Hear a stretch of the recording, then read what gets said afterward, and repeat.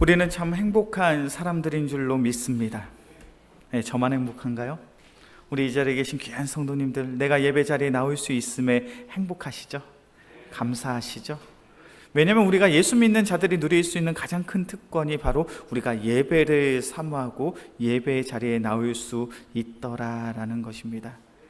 예수를 믿지 않는 사람들, 복음의 가치를 알지 못하는 사람들은 아무리 돈을 주고 이 자리에 나오라고 해도 나오지 않아요. 왜냐하면 이 자리에 나오는 것이 얼마나 가치 있고 얼마나 소중한 것인지를 알지 못하기 때문입니다. 그럼에도 불구하고 우리가 이 죄악된 세상 속에 살아가지만 오늘도 이 귀한 오예배 시간에 나올 수 있다는 것, 우리의 마음속에 주님을 사랑하는 마음, 그리고 오직 주님께서 우리의 구주 되심을 믿는 그 귀한 믿음이 있기 때문에 우리 모두가 이 귀한 예배 자리에 나온 줄로 믿습니다. 우리는 예수 그리스도의 십자가의 죽으심으로 말미암아 그 속량하심으로 말미암아 구원을 받은 줄로 믿습니다. 예수님께서 우리의 값을 지불하셨더라는 것이죠. 우리의 죄의 값을 지불하사 십자가에 달려 죽으심으로 말미암아 우리는 주님의 놀라운 특권을 누리는 자가 되어서 오늘도 예배의 자리에 나올 수 있는 거죠. 그렇게 우리가 신앙생활을 하면서 우리에게 너무나도 중요한 것이 무엇이냐면 바로 그런 예수 그리스도의 구원에 우리가 참여하는 것, 예수 그리스도의 구원에 동참하는 것이 얼마나 중요한 건지 몰라요. 어떻게 해야 우리가 예수 그리스도의 그 구속의 구원에 참여할 수 있는가, 동참할 수 있는가, 우리가 앞서서 소율문답의 질문들을 통해 살펴봤습니다. 먼저 소율문답 29번째 질문이죠. 우리 자막으로 좀 띄워주시면 좋을 것 같아요. 소율문답 29번 문항 제가 읽습니다. 우리가 그리스도께서 값주고 마련하신 구속에 어떻게 참여합니까?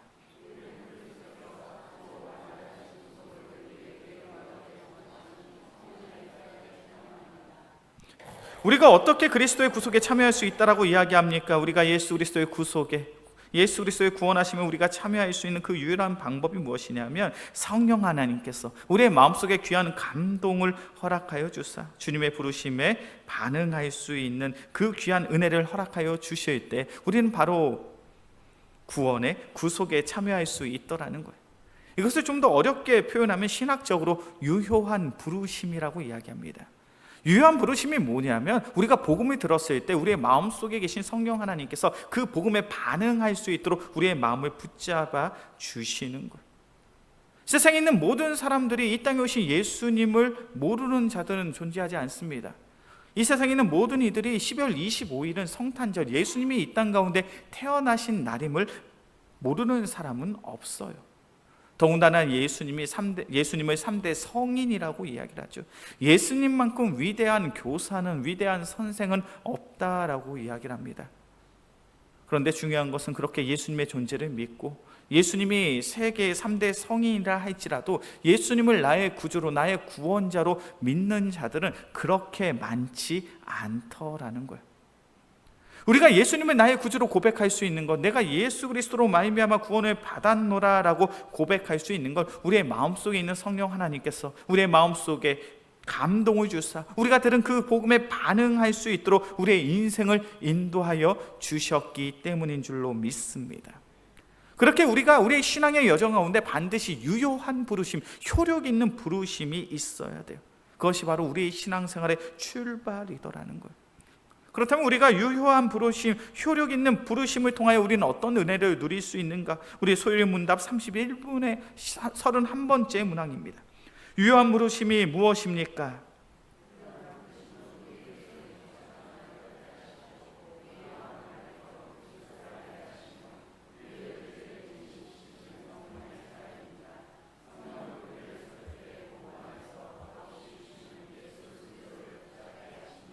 아멘. 우리가 지난 시간에 살펴봤죠. 성령님께서 우리의 마음속에 감동을 허락하여 주사 복음 가운데 반응할 수 있는 효력 있는 부르심, 유효한 부르심이 우리의 삶 속에 나타나더라는 것. 이 유효한 부르심을 통하여 우리는 어떤 은혜를 누릴 수 있습니까? 우리가 우리의 죄의 비참함을 깨닫게 되더라는 것. 좀 더 쉽게 표현해 볼까요? 성령 하나님께서 우리의 마음속에 감동을 주시면 우리는 말씀을 통하여, 복음을 통하여 우리가 얼마나 죄인이었는지 그것을 깨닫게 되더라는 거예요. 예수님을 만난 베드로의 고백이 그것이었습니다. 예수님, 나는 죄인입니다. 나를 떠나소서. 베드로는 알고 있습니다. 예수님이 하나님의 아들이시며 우리를 구원하시기 위해 이 땅에 오신 존재라는 것. 그 사실을 깨닫고 내 자신을 돌아보니 나는 너무나도 부정한 존재라는 거예요. 나는 너무나도 더러운 존재라는 거예요. 그래서 감히 예수님과 함께 할 수 없더라는 거예요. 성령 하나님께서 우리의 마음속에 귀한 감동을 주십니다. 그러므로 인하여 나타난 증상이 무엇입니까? 내가 참 죄인이었구나. 내가 참 부정한 자였구나. 하나님의 영광을 가려오는 그런 인생을 살았구나. 그것을 깨닫게 되더라는 거예요. 그리고 우리는 회개하게 됩니다. 주님, 내가 참 죄인이었습니다. 내가 주의 은혜가 아니고선 구원을 받을 수가 없습니다. 오직 주의 은혜, 주님의 도우심이 있을 때만 내가 구원을 받을 수 있습니다. 그런 회개의 역사가 나타납니다. 그런 회개의 역사, 회개의 은혜를 체험한 이들에게 성령 하나님께서 어떠한 은혜를 부어주시는가? 그것이 바로 오늘 살펴보고자 하는 소요리 문답 33번의 문항이에요. 우리의 소요리 문답 33번의 문항, 제가 질문해 있습니다. 칭의가 무엇입니까?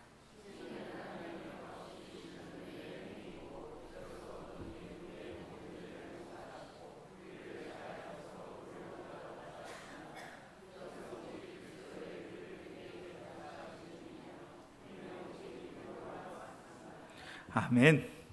우리가 예수 그리스도의 복음을 전해 듣습니다. 그리고 그 복음을 들을 때 성령 하나님께서 우리의 마음속에 감동을 주셔요.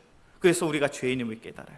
아, 내가 이 모습을 가지고는 하나님 앞에 나갈 수 없지. 주님, 나의 죄를 용서하여 주옵소서. 우리가 그렇게 고백하면 성령님께서, 하나님께서 우리에게 어떤 은혜를 주십니까? 우리에게 칭의를 허락해 주시더라는 거예요.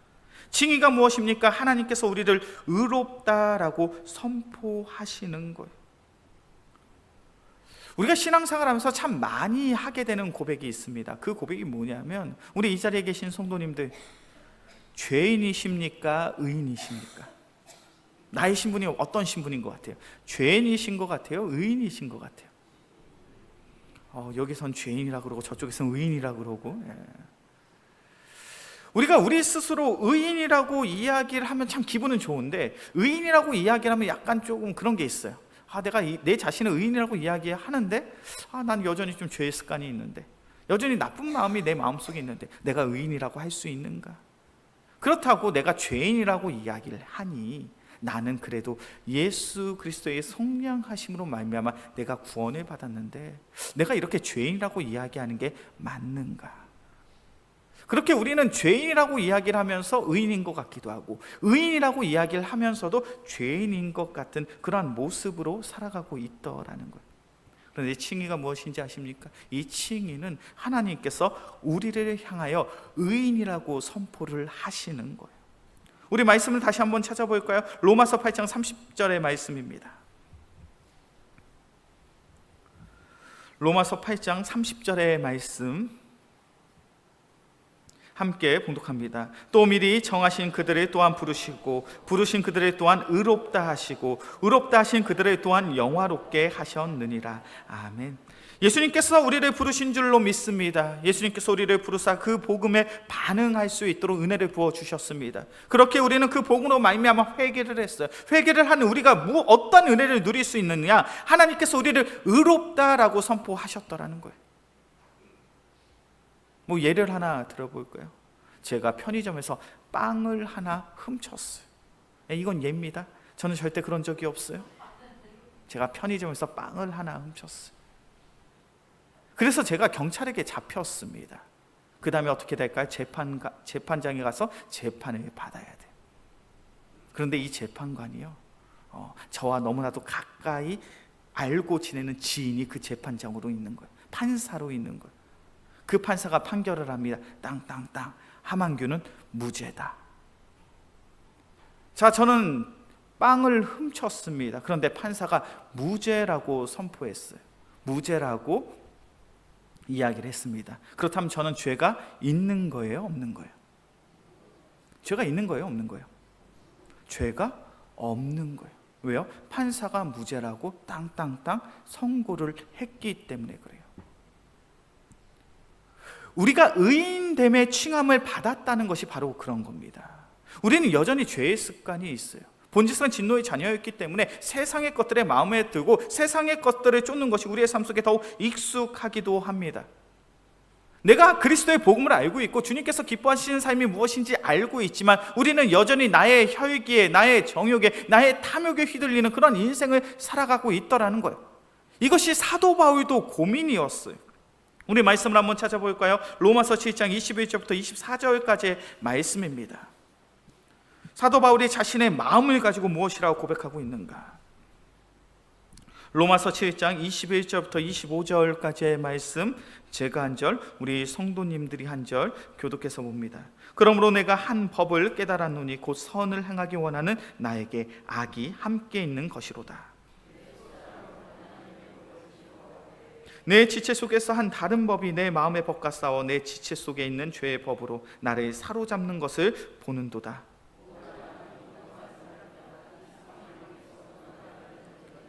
함께 봉독합니다. 우리 주 예수 그리스도로 말미암아 하나님께 감사하리로다. 그런즉 내 자신이 마음으로는 하나님의 법을, 육신으로는 죄의 법을 섬기노라. 사도 바울이 자신의 모습을 보면 이렇게 고백합니다. 나는 공고한 사람이다. 나의 마음이 참 얼마나 황폐한지 모른다. 왜 그런 감정을 토로하고 있습니까? 나의 마음속에 두 가지의 마음이 있더라는 거예요. 분명 나의 마음, 나의 속사람은 하나님의 법을 즐거워하는데 이 말씀 따라 살아가는 것이 참된 성도의 삶인 것을 내가 알고 있는데 내 지체 속에, 내 육신 속에 또 다른 법이 있더라는 거예요. 내 마음속 깊은 곳에, 내 육신 속에 여전히 세상의 것을 흠모하고 세상의 것을 취하고 싶은 그러한 열망이, 그러한 탐욕이, 그러한 정욕이 여전히 나의 마음속에 있더라는 거예요. 그렇게 사도 바울이 고백합니다. 오라, 나는 공고한 사람이로다. 나는 황폐한 사람이로다. 내가 그리스도의 복음으로 말미암아 구원을 받았음에도 불구하고 나는 여전히 나의 정욕과 나의 탐욕과 싸우고 있구나. 우리는 예수 그리스도의 복음으로 말미암아 구원을 받았습니다. 그럼에도 불구하고 여전히 죄악된 본성들을 가지고 있어요. 그런데 그런 우리를 가리켜 하나님께서 말씀하십니다. 너희는 의인이야. 그 하나님의 선포를 통하여 우리는 참된 의인으로서 살아가게 되는 줄로 믿습니다. 그렇게 우리가 신앙생활을 할 때 제가 앞서 해드린 질문처럼 우리 성도님들 죄인이십니까? 의인이십니까? 라고 질문하면 우리는 무엇이라고 대답해야 돼요? 우리는 의인입니다. 여전히 우리의 삶 속엔 죄악된 본성들이 있고 죄악된 습관들이 있지만 그것이 중요한 것이 아니에요. 그리스도의 복음으로 말미암아 우리가 성령의 인도하심 속에 그 복음을 받아들임으로 말미암아 하나님께서는 친히 우리를 의인이라고 칭하셨더라는 거예요. 왜 하나님께서 우리를 의인으로 칭하심이 중요한지 아십니까? 왜냐하면 하나님의 의인으로 칭함을 받은 자들이 바로 하나님의 자녀요, 하나님의 백성이 되는 놀라운 특권, 놀라운 신분을 소유할 수 있기 때문에 그래요. 우리 소유리 문답 34문의 내용을 보겠습니다. 소유리 문답 34문의 내용, 제가 질문을 읽습니다. 네, 자막이 준비되어 있지 않나요? 제가 34문에 있습니다. 양자됨이 무엇입니까? 그 답을 보면 이렇게 되어 있습니다. 양자됨은 하나님의 값없이 주시는 은혜의 행위이고 이로써 우리는 하나님의 자녀로 받아들여져서 모든 특권을 누리게 됩니다. 우리가 신앙생활을 하면서 하나님이 우리를 의롭다라고 칭하시는 게 중요해요. 왜 그렇습니까? 우리가 그렇게 하나님의 의인됨의 칭함을 받게 되어지면 우리는 하나님의 자녀요, 하나님의 백성이 되는 놀라운 특권이 바로 우리의 삶 속에 있더라는 거예요. 이 이야기를 좀 더 쉽게 표현해 볼까요? 우리가 하나님의 칭의, 하나님의 의인됨의 칭함으로 말미암아 바로 내가 하나님의 아들이요, 하나님의 딸이 된 줄로 믿습니다. 그렇게 우리는 하나님을 향하여 나의 아빠, 나의 아버지라고 부를 수 있는 거예요. 우리 말씀을 한번 찾아볼까요? 갈라디아서 4장 6절의 말씀입니다.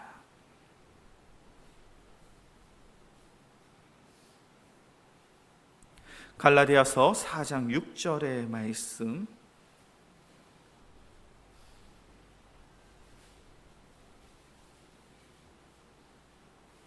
갈라디아서 4장 6절의 말씀 함께 봉독합니다. 너희가 아들이므로 하나님이 그 아들의 영을 우리 마음 가운데 보내사 아빠 아버지라 부르게 하셨느니라.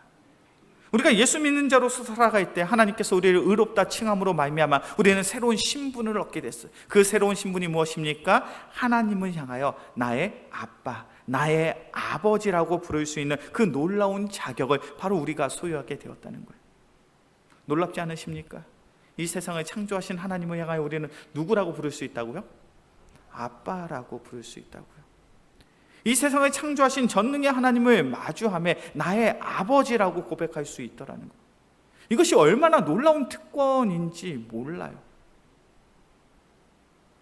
우리가 하나님을 나의 아버지라고 부를 수 있다는 것, 그것은 바로 우리가 자녀의 특권을 누릴 수 있게 되었다는 거예요. 아버지와 자녀는 어떤 관계를 가지고 있습니까? 아버지와 자녀의 관계. 아버지는 자녀를 위해 참 많은 것들을 헌신하고 희생합니다. 아버지는 그 자녀를 위해 참으로 많은 것들을 내어주죠. 저희 집에도 요즘 첫째가 붙죠. 저에게 문자를 하거나 저에게 부탁할 때가 많아요. 저에게 어떤 부탁을 많이 할까요? 저에게 어떤 부탁을? 이제 중학교 1학년에 들어간 저희 집 첫째가 저에게 아빠, 나 뭐 줘? 뭐 달라고 할까요? 자녀 안 키워보셨어요? 이제 사춘기 아이, 이제 중학교 올라갔는데 뭐 해달라 그럴까요? 자꾸 돈 달라는 이야기를 해요. 아빠 버스카드 충전비, 버스카드비를 다 썼어. 나 충전해야 돼. 돈 좀 줘. 아빠 나 오늘 뭐 먹고 싶은데 나 돈 좀 줘. 나 영화 보러 가야 돼. 뭔가 필요한 게 있을 때마다 너무나도 당당하게 저를 찾아서 저에게 돈을 달라고 이야기합니다. 그럼 저는 어떻게 할까요? 그렇게 당당하게 돈을 요구하는 제 딸에게 저는 어떻게 할까요? 야, 네가 나한테 무슨 돈을 맡겨놨다 그래. 난 너에게 돈을 줄 수 없어. 제가 이렇게 이야기할까요? 돈이 없는데도 자꾸 좀 이런 표현 좀 그런데 자꾸 털려요. 자꾸 주게 돼요. 돈이 없으면 어떻게든 돈을 만들어서 주게 돼요. 왜 그렇습니까? 그것이 아빠의 마음이잖아요. 아버지의 마음이잖아요. 내 딸이 뭐가 먹고 싶다고 하는데 그거 하나 못 사주겠습니까? 내 딸이 극장에 가서 영화 보고 싶다고 하는데 그 영화 티켓 한 번 못 끊어주겠냐는 거예요. 아버지와 자녀의 관계는 그러는 거예요. 내가 필요한 것이 있을 때 아버지께 구하면 아버지가 그것을 책임져 주시잖아요. 그렇게 마태복음 7장 7절과 8절의 말씀을 보면 예수님을 따르는 무리의 사람들에게 이렇게 이야기하고 있는 거예요. 구하라 그리하면 너에게 주실 것이요, 찾으라 그리하면 찾아낼 것이요, 문을 두드리라 그리하면 너에게 열릴 것이니 구하는 이마다 받을 것이요, 찾는 이는 찾아낼 것이요, 두드리는 이에게 열릴 것이니라. 예수님 말씀하십니다. 너희의 삶 속에 필요한 게 있니? 그렇다면 구해. 너희가 구하면 하나님이 주실 거야. 너희에게 필요한 것이 있어, 그걸 찾아. 너희가 찾으면 그것을 찾아낼 거야. 너희가 필요한 것이 있어, 문을 두드려. 그러면 그 닫힌 문이 열려질 거야. 하나님이 너희의 삶 속에 있는 모든 문제들을 해결해 주실 거야. 우리가 그 말씀을 의지하여 우리가 기도할 수 있는 이유가 어디에 있습니까? 하나님은 어떠한 존재니까요? 나의 아버지 되시니까. 내가 자녀의 특권으로서 그것을 당당하게 요구할 수 있는 거예요. 또한 자녀는요, 하나님의 나라를 기업으로 받는 줄로 믿습니다. 야고보서 2장 5절의 말씀을 보면 하나님의 자녀들이 누릴 수 있는 놀라운 특권을 이렇게 설명하고 있습니다. 우리 야고보서 2장 5절의 말씀이에요.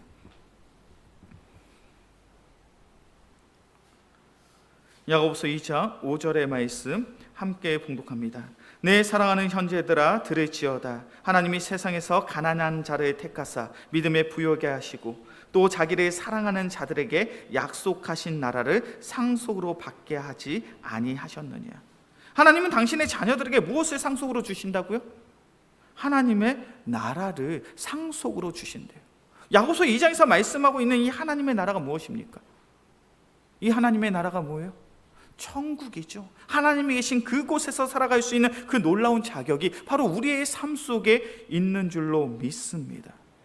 왜요? 내가 아버지의 자녀니까 아버지가 있는 곳에 마땅히 함께 할 수 있더라는 거예요. 우리 성도님들 잘 아시겠지만 교육관 2층에 제가 머무르고 있는 사무실이 있습니다. 제가 교육관 사무실에 있을 때 우리 성도님들, 우리 권사님들, 집사님들이 그 사무실에 들어오시는 걸 굉장히 조심스러워 하셔요. 저를 볼 일이 있거나 저에게 무슨 용건이 있으실 때는 노크를 톡톡톡 하시고 제가 들어오셔요 이야기를 하면 그때 문을 열고 들어오십니다. 그 어떠한 성도님도 그 사무실에 문을 벌컥 열고 들어오시는 분들은 없어요. 그런데 저희 집 첫째는 어떨까요? 매주 토요일마다 우리 영광교회에서 문화교실을 하고 있거든요. 그러니까 저희 첫째도 그 문화교실에 참석을 합니다. 그런데 간혹 가다가 볼펜이 없을 때가 있어요. 그럼 어떻게 할까요? 제가 있는 사무실 문을 덜컥 열더니 아빠 볼펜! 그럼 볼펜을 갖다 줘야 돼요. 어느 날은 갑자기 문을 벌컥 열고 들어옵니다. 아빠 충전기 좀 줘. 이게 그쵸? 목사님이 계신 사무실에 중학교 1학년 학생이 문을 벌컥 열고, 예의가 있는 거예요, 없는 거예요? 예의가 있습니까, 없습니까? 예의의 문제가 아니죠. 왜 예의의 문제가 아닙니까? 그 아이는 저의 딸이니까요. 딸이니까 제가 있는 사무실에 들어오는데 전혀 조심스러운 마음이 없는 거예요. 왜요? 이 사무실 안에 있는 사람이 누구니까? 내 아빠니까. 이 사무실에 들어가는 게 전혀 문제가 되지 않아요. 아빠가 있는 곳이니까 마음껏 편하게 들어올 수 있는 거예요. 우리에게 있어서 천국, 하나님의 나라가 그런 곳이라는 거예요. 우리에게 있어서 천국, 하나님의 나라가 누군가의 눈치를 보면서 조심조심하게 들어가는 그런 장소가 아니더라는 거예요. 왜요? 그곳엔 누가 있으니까? 나의 아버지 되신 하나님이 계시니까. 그것이 바로 오늘 본문에서 말씀하고 있는 양자됨의 삶이에요. 우리가 하나님의 자녀가 되었다는 것, 내가 우리의 하나님을 마주하며 하나님을 나의 아빠, 나의 아버지라고 부를 수 있는 것은 이러한 놀라운 특권을 우리가 누리게 된 것이에요. 그렇게 우리의 신앙생활은 참으로 복된 것인 줄로 믿습니다. 우리의 신앙생활이 왜 복됩니까? 우리가 그리스도의 복음을 들을 때 성령 하나님께서 우리의 마음속에 귀한 반응을 허락하여 주사 회개케 하여 주셔요. 우리가 그 성령의 인도하심 속으로 회개를 했더니 우리의 삶 속에 어떠한 은혜를 주십니까? 우리가 우리의 삶 속에 하나님의 자녀가 되는 놀라운 특권을 주셔요. 우리가 우리의 신앙생활 속에 우리가 고백해야 될 그 한 가지가 있어요. 그것은 바로 우리가 하나님의 자녀됨에 있어서 그 어떠한 나의 노력과 나의 열정과 나의 열심이 중요하지 않더라는 거예요. 전적으로 나의 모든 구원이 하나님의 은혜 속에 있더라는 거예요. 우리가 함께 살펴본 소요리 문답에서도 계속해서 그것을 강조하고 있습니다. 먼저 소요리 문답 31문의 내용이죠. 유효한 부르심이 무엇입니까? 그 답의 내용 다시 한번 띄워주시겠어요? 우리 답을 한번 같이 읽어볼까요? 시작. 유효한 부르심은 우리의 죄의 비참함을 깨닫게 하시고 우리의 마음을 밝혀 그리스도를 알게 하시며 우리의 의지를 갱생시키시는 성령의 사역입니다. 성령은 우리를 설득해 복음 안에서 값이 주시는 예수 그리스도를 붙잡게 하십니다. 우리의 삶 속에 유효한 부르심이 있어요. 복음에 반응하게 됩니다. 그런데 그 일을 누가 하게 하시는 거예요? 성령님의 사역이라는 거예요. 성령님께서 우리의 마음을 감동을 주시고 우리의 마음을 설득하사 예수 그리스도를 붙잡게 하더라는 거예요. 칭의의 사역은 어떠합니까? 소요리 문답 33문의 내용이죠.